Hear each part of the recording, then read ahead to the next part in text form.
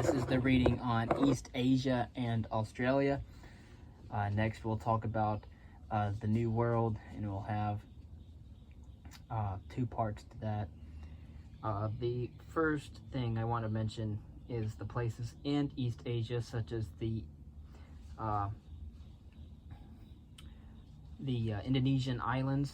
We're going to look at Nagandang and Flores, and the Solomon Islands over in Oceania, Samoa and Tonga. And the Australian continent, we have Nawalabilla and Gunglingmagung, as well as Curdy Springs, and of course the infamous Lake Mungo. And so we're going to talk about Homo floresiensis. All right, in regards to hominins, all right, this is around 40,000 years ago to 20,000 years ago. And again, we're going to talk about many of those different places, such as Noonan's Lake, Watson Break, Monteverde, Meadowcroft Rock Shelter, and then we're going to talk about the different kinds of archaeological industries at the time, such as the Nenana, Clovis, and Folsom.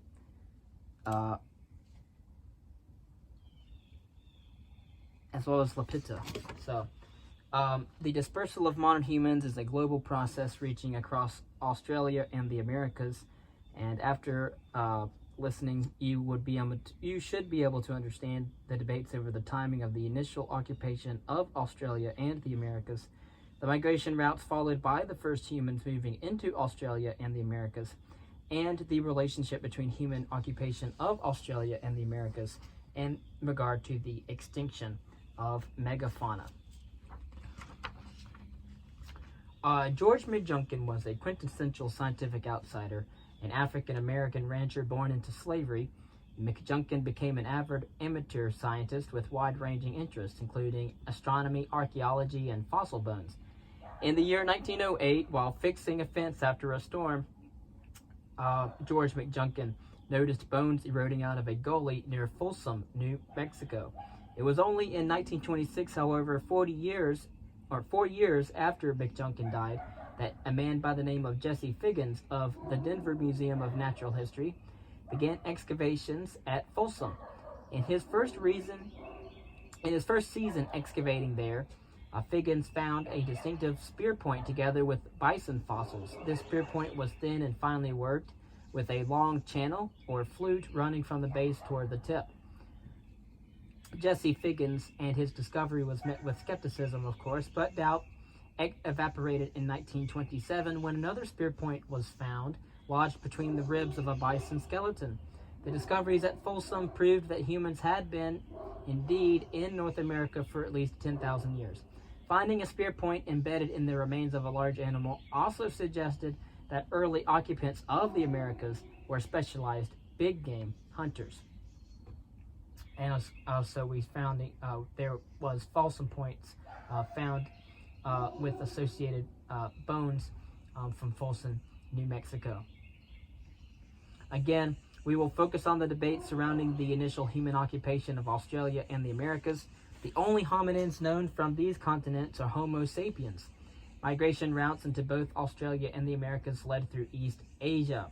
So it is important to review the current understanding of modern human origins in that area as well, and that area first. With this background, it is possible to move on to consider the timing of the occupation of Australia and the likely migration routes.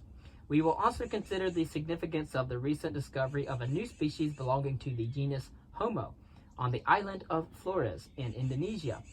Beyond tracking what, when, and how people first arrived in Australia, we examined the role of humans in the extinction of megafauna on the continent and the evidence for the development of cave painting in the Australian context. We will then move on to the debates concerning the timing and the migration routes taken by the first people to arrive in the Americas. Here as well, we consider the role of humans in megafauna extinctions. The question of when people first arrived in Australia and the Americas is subject to intense scientific controversy. It is important to recognize, however, that it is also a subject of great sensitivity to indigenous people. The archaeological debate is framed entirely on the basis of scientific inquiry, which is often in conflict with beliefs. The question of when humans first arrived can conflict with an indigenous people's convictions that their people have been in a place since creation. Bridging these disparate worldviews requires care and respect, although archaeologists have only recently begun dealing with this conflict. They have already made great strides. The development of the post-processual archaeology, again, going back to Louis Binford, which acknowledges alternative, oh, not Louis Binford, but the man who went against Louis Binford, I believe his name was, I can't use his name off the top of my head, but we've discussed him in great detail. And so the development of post-processual archaeology, which acknowledges alternative narratives and viewpoints, provides room for dialogue and constructive disagreement. Issues relating to the treatment of human remains that indigenous groups claim as ancestral requires particular care. Concerning modern humans in East Asia, populations of Homo erectus had arrived on the Indonesian island of Java, perhaps as early as 1.8 million years ago. And by 1.6 million years ago, they were well established in China. However, what happened to East Asian populations of Homo erectus while modern humans were evolving in Africa and Neanderthals were evolving in Europe remains unclear. On the one hand, some paleoanthropologists argue, as part of the multi-regional hypothesis, that there was a local East Asian evolution of modern humans from Homo erectus that was parallel with the evolution of modern humans in Africa. On the other hand, proponents of the out-of-Africa hypothesis argue vehemently that in East Asia populations of Homo erectus persisted until they were replaced by modern humans from Africa. Both sides of the coin and the debate recognize that they are relying on inadequate data. One critical piece of evidence has emerged, however, from the dating of Homo erectus fossils from the island of Java. Electron spin resonance and uranium series dating of animal teeth found with Homo erectus fossils at the site of Ngangdong have produced dates that range between 46,000 and 27,000 years ago. If this age is correct, it indicates that populations of Homo erectus remained in East Asia far later than anywhere else in the world. This evidence offers strong support for the out-of-Africa hypothesis. However, these dates are not universally accepted, as some scientists doubt that the animal teeth were actually found in the same deposits as the hominin fossils. The questions concerning the fate of Homo erectus and the initial appearance of modern humans in East Asia provides a rather uncertain backdrop to the debates surrounding the peopling of Australia and the New World, which includes North and South America. The Paleolithic of East Asia is a critical area of research that is likely to see dramatic developments in coming years. And you can see the Paleolithic of East Asia in the American Museum of Natural History. And again, Ngangdong is a site on the island of Java where the most recent known fossil of Homo erectus was found. It dates to between 46,000 and 27,000 years ago. Concerning Australia, during periods of glacial advance and low sea level, Australia, Tasmania, and New Guinea were connected in a landmass known as Sahul. A similar landmass known as Sunda connected much of Southeast Asia, including Vietnam, Malaysia, the Philippines, and much of Indonesia. As is known, Sunda and Sahul are separated by a string of islands known as Wallacea, where the channels between the islands are too deep to have been dry land at any time for the last 50 million years. The Wallace Line, which runs through Wallacea, separates the unique animals and the plants of Australia from the animal and plant communities of Southeast Asia. In order to reach Australia, humans had to cross the Wallace Line by sea. Again, the Wallace Line is the line that runs through the Wallacea and separates the unique animals and plants of Australia from the animal and plant communities of Southeast Asia. Again, Sahul is the landmass that encompassed Australia, Tasmania, and New Guinea during periods of low sea level, and Sunda was the landmass that connected much of Southeast Asia during periods of low sea level. The discovery of stone tools on the island of Flores and Wallacea suggests that Homo erectus was able to cross bodies of water. The levels in which stone tools are found are dated between 900,000 and 800,000 years ago, when Homo erectus was the only hominid in Southeast Asia. Some authors have argued that the evidence from Flores demonstrates that Homo erectus was able to make and use watercraft. However, Homo erectus was not the only mammal species to arrive in Flores between 900,000 and 800,000 years ago. At the same time, a species of large elephant called Stegodon and a species of large rat also made their first appearance on the island. These animals could not have arrived by a land bridge connecting Flores to Sunda, as it is clear that no such land bridge ever existed. It is suggested, however, that a combination of low sea level and favorable currents enabled such animals to reach Flores. It is quite likely that Homo erectus could have arrived through similar circumstances. Continued excavations on Flores at the site of Liang Bua have stunned the scientific community with the discovery of tiny hominins so unique that they have been given their own species name, Homo floresiensis. The hominid remains date to the period between 60,000 and 100,000 years ago. The body of Homo floresiensis is quite small, and its brain capacity is 380 cubic centimeters, or cc's, about the size of a grapefruit, which is below the range of any other member of genus Homo. It appears likely that the unique characteristics of Homo floresiensis are the results of the long-term isolation of a population of Homo erectus on the island of Flores for hundreds of thousands of years. There is a general tendency for isolated island populations to evolve into species with reduced body size. The stone tool industry from Liang Bua associated with the Homo floresiensis is like the human fossils themselves, somewhat odd and difficult to characterize. The methods of manufacture are very simple, and the retouched tools are not highly standardized. What is somewhat surprising is that there is a tendency to use flakes as cores.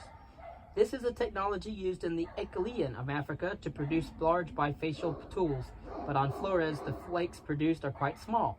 The stone tools are associated with faunal remains dominated by the bones of pygmy elephants and Komodo dragons.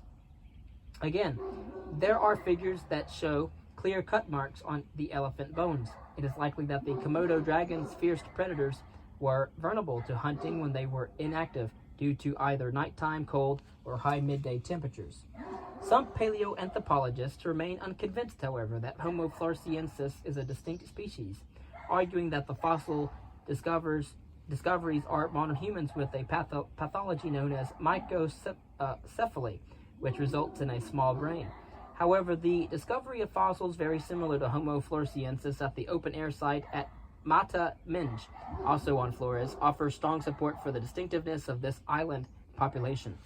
The stratum the Mata Minj fossils were found in is dated to approximately 700,000 years ago, based on argon dating of overlying and underlying strata. The Mata Minj fossils are associated with simple flake tools like those found at Liang Bua. There is no evidence that Homo erectus ever crossed Wallacea into Sahul, nor is there evidence of an influx of mammals across the Wallace Line into Sahul at any time during the Pleistocene, as is found on Flores. Two possible routes for crossing Wallacea into Sahul have been identified, however. The northern route follows a string of small islands between the Indonesian island of Sulawesi and western New Guinea, now known today as Irian Jaya. The southern route follows a series of small islands between Java and Timor, with a sea crossing between Timor and northern Australia. Both routes require sea voyages of greater than 10 kilometers and the settlement of a series of islands. Again, 10 kilometers is about a little over 3 miles. Although the southern route is the most direct, it would have required a sea voyage of approximately 90 kilometers. And then we see cut marks on elephant bones from Liang Bua in Flores. Well, we see excavating the dense concentration of elephant bones at Liang Bua in Flores. And then we try to date the earliest human occupation. A series of sites in Australia is now well dated to between 60,000 and 50,000 years ago. Thus, the arrival of humans in Australia predates the arrival of modern humans in Europe by at least 10,000 years. The site at Nawalabilla 1, located in Arnhem Land in northern Australia, is a rock shelter with 3 meters of archaeological deposits. The deepest levels have been dated by thermoluminescence and optically stimulated luminescence to between 60,000 and 50,000 years ago. Unfortunately, attempts to radiocarbon these date levels have failed. The archaeological remains from the lowest levels are mostly flake stone tools, including a thick, retouched scraper. 2 pieces that apparently served as grinding stones were also found as well. Lake Mungo is one of a series of dried-out lakes known as the Willandra Lakes, located in southern Australia near the city of Canberra. 2 human burials and numerous stone tools have been discovered eroding out of the lower Mungo unit along the edge of the dried-out lake bed. The deposits in which these skeletons were found have been dated to 40,000 years ago by optically stimulated luminescence. The earliest stone tools at Lake Mungo have been dated to between 50,000 and 46,000 years ago. The stone tools found at Lake Mungo are simple flake tools and animal bones that were recovered during a large number of fish remains. Again, Lake Mungo is one in a series of dried-out lakes located in southern Australia, where evidence of human occupation dates to between 50,000 and 46,000 years ago. The evidence for human occupation of Australia before 60,000 years is extremely scant. The Genmium cave site in Arnhem Land has produced thermoluminescence dates of 116,000 years ago for deposits with archaeological material. However, these dates have been contested and are not widely accepted. Current data suggests that human occupation of Australia began roughly 60,000 years ago, and that the spread of humans across that continent was fairly rapid. Lake Mungo dates indicate that humans had spread to southern Australia within 10,000 years of their initial arrival on the continent. The current understanding of the timing of the first arrival of modern humans in Australia suggests that by 60,000 years ago they were capable of sea voyages and had already spread far beyond Africa. Some archaeologists remain skeptical, however, about these dates and question how modern humans could have arrived in Australia before reaching Europe. For others, the early Australian dates offer support for the multi-regional hypothesis. Such an early date for modern humans in Australia might support the idea that they evolved locally in East Asia. Yet another possibility is that there were multiple dispersals of modern humans out of Africa. The modern human populations that arrived in Australia might have followed the same coastal route used by Homo erectus to get to Java. We are left wondering about the voyagers who set off across the seas to arrive in Australia. What kind of boats did they use? What compelled them to take this voyage into an unknown land? Concerning megafauna extinction throughout the world, there was widespread extinction of animal species at the end of the Pleistocene Ice Age. In particularly, hard hit were large animals collectively known as megafauna. Some have suggested that the extinction of megafauna was largely the result of hunting by modern humans. Others, however, argue that a more broadly based ecological explanation is needed in order to explain this phenomenon of megafauna extinction. The unique animal communities of Sahul fit the pattern of widespread extinction toward the end of the Pleistocene. Of 24 genera of Australian land animals with a body weight greater than 45 kilograms, 23 became extinct at the end of the Pleistocene. These large animals included marsupials such as the rhinoceros-sized kangaroo, Procoptodon, and then also mammals and a large flightless bird, Genornis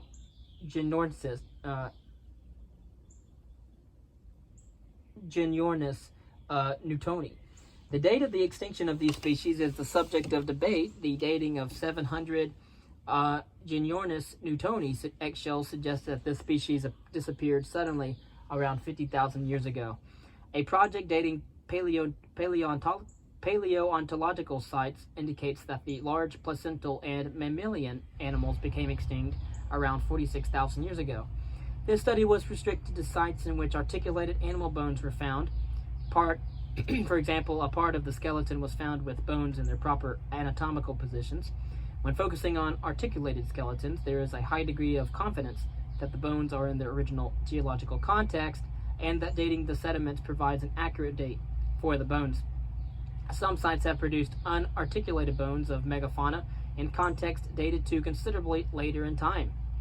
One of the most important of these sites is Cuddy Springs in southeastern Australia. At Cuddy Springs, stone tools were found together with the bones of extinct megafauna in layers dated between 36,000 and 27,000 years ago. There is some question as to whether these bones are in their original place of deposition, and it has not yet been possible to date the bones directly. The preponderance of the data suggests that the extinction of Australian megafauna was an event that took place across the continent between 50,000 and 40,000 years ago. Thus, the event took place within 10,000 to 15,000 years of the first arrival of humans on the continent. It is very difficult to explain why an extinction took time at this place at this time, although there was a major climatic change in oxygen isotope stage 2, or the last glacial maxima, around 20,000 to 15,000 years ago, and that offers an ecological explanation. The extinction appears to have preceded the change by more than 20,000 years. The fact that the megafauna extinction took place during the first 10,000 years after the first arrival of humans in Australia suggests that human activity caused the extinction. However, evidence for the hunting of megafauna by humans is practically non-existent. So, Cuddy Springs is one of the few sites to produce an association of stone tools and the bones of extinct animals. There is no evidence from stone tools that the first inhabitants of Australia had highly sophisticated hunting weapons. Harpoons and spear throwers developed only much later in Australian prehistory.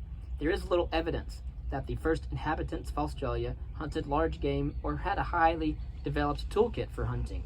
It is therefore extremely unlikely that these people hunted the megafauna to the point of their extinction. Some archaeologists, however, have suggested that human activity altered the ecology of Australia in a manner that disrupted the highly specialized adaptations of the megafauna themselves. One possible factor would have been human use of fire in hunting.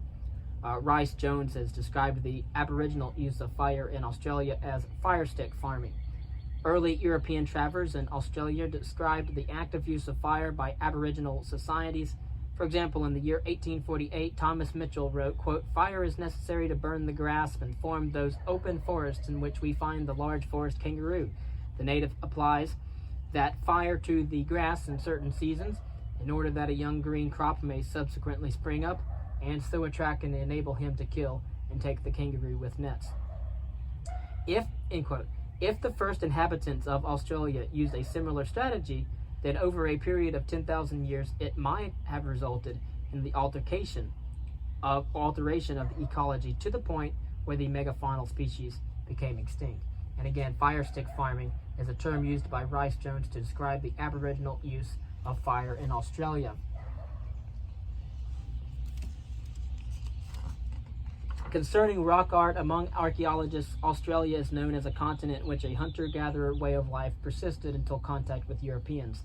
This characterization of Australia does little to express the diversity and richness of Aboriginal societies. Ethnographers often point to the non-material aspects of Aboriginal Australian culture, particularly the highly developed mythological and ritual traditions. Aspects of Aboriginal mythologies have found expression in the spectacular artwork painted on thousands of rock shelters across the continent. For example, we can see many of these sites were painted recently or are still revisited and painted today. Archaeological research has begun to provide evidence that this practice is of great antiquity. Rock art in Australia takes many forms. One particularly interesting form of art is that of drawings made by applying beeswax to a rock shelter wall. At the site of Gun Blingmarong in western Arnhem Land, a beeswax figure of a turtle has been radiocarbon dated to 4,000 years ago. The turtle is drawn in X-ray style with some of the internal bones structure depicted. As at most Australian rock sites, paintings at Gun Blingmarong are found one on top of another. The beeswax turtle clearly lies above 6 older sets of figures drawn with red ochre that depict it to be more than 4,000 years old. In an indigenous application of optically stimulated luminescence dating, archaeologists have managed to date mud wasp nests overlying paintings on rock shelters in Arnhem Land. In one cave, a nest overlying a mulberry-colored human figure was dated to 16,400 years ago. The human figure itself overlies a hand stencil that must be of even greater antiquity. And voyaging on, we can see rock art from the site of Ubir in Kakadu National Park in Australia. The figure gives a good sense of the range of equipment carried by Aboriginal Australian hunter-gatherers. The spread of people across the islands of Micronesia and Polynesia began at least 35,000 years ago. Some of the earliest islands settled would have been visible from New Guinea, but by 29,000 years ago, there is evidence of voyagers occupying New Britain Island, which is not visible from either New Guinea or a previously occupied island. And there is clear evidence from 20,000 years ago onward of human occupation across the Solomon Islands and the Bismarck Archipelago, a massive area that is more than 1,000 kilometers in length. Settlement of these islands was not the result of a one-time chance voyage. Obsidian from sources in New Britain is found across the islands, as are bones of a tree-dwelling marsupial indigenous to New Guinea, which provides evidence of sustained trade between islands. So you have Australia there, and then of course New Zealand to the southeastern part of Australia. Over towards the Oceania and Polynesia, you have Samoa and Tonga. In Micronesia, you have the Bismarck Archipelago and the Solomon Islands as well. And of course, within Melanesia, all right, you have New Britain and New Guinea. And so, although it is clear that these societies had mastered seafaring, there is not yet enough evidence for people venturing farther out into Melanesia until 3,500 years ago. And again, most people are just in Australia. They're not going out to New Guinea or New Britain or the Solomon Islands to around 3,500 years ago, when the Lapita culture spread across the region. The Lapita, around 3,500 years ago, brought with them a new way of life that included a distinctive style of pottery. And again, we can see very decorated Lapita pottery from the Republic of Vanuatu. Again, the Lapita is a culture that spread across the vast area of Melanesia beginning 3,500 years ago and reached as far as the islands of Samoa and Tonga in Polynesia. Again, that's just south of Hawaii, the islands of Hawaii. And with that being said, the distinctive style of pottery in large village settlements and subsistence based on farming and fishing. Both archaeological and linguistic evidence places the origins of Lapita people and culture in Taiwan and also the islands of Southeast Asia. The Lapita migration eventually covered an area 40 kilometers across, reaching eastward as far as Samoa and Tonga. Again, what drove these voyagers not only to discover but also to settle new lands? That is an interesting question. It does not appear that population pressure can account for this expansion. It would be virtually impossible for population growth rates to even keep up with that, let alone fuel the rapid rate of colonization. An intriguing idea is that the Lapita social structure was the underlying cause for their culture's migration. Patrick Kirch suggests that the Lapita had very strict rules of inheritance and that heavily favored the firstborn. He wrote that, quote, "In such societies, junior siblings frequently adopt a strategy of seeking new lands to settle where they can found their own house and lineage, assuring their own offspring access to quality resources," end quote. Similar social dynamics, along with developments in the technologies of seafaring, might have also underlain the final stage of expansions into eastern Polynesia, including, again, the islands of Hawaii and New Zealand as well.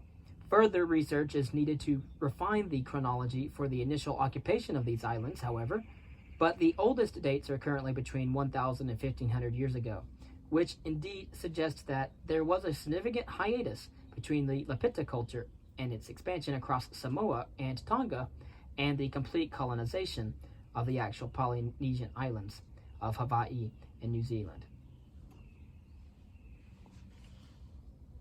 Next, we will cover the New World. We'll talk about the Clovis culture and chronology, and we'll have about three parts of the arrival of humans in the Americas.